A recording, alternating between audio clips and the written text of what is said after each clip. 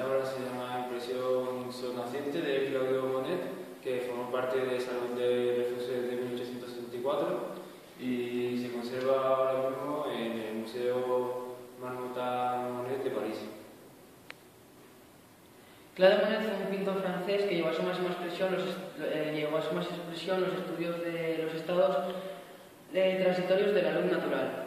Claude Monet siempre pintaba al aire libre y pintaba paisajes y escenas cotidianas de la burguesía contemporánea.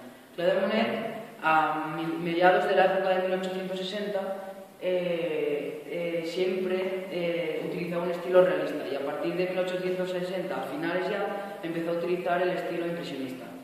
Fue uno de los principales fundadores del impresionismo, ya que el impresionismo deriva del nombre de su obra, del título de impresión son naciente, que fue creada en 1872.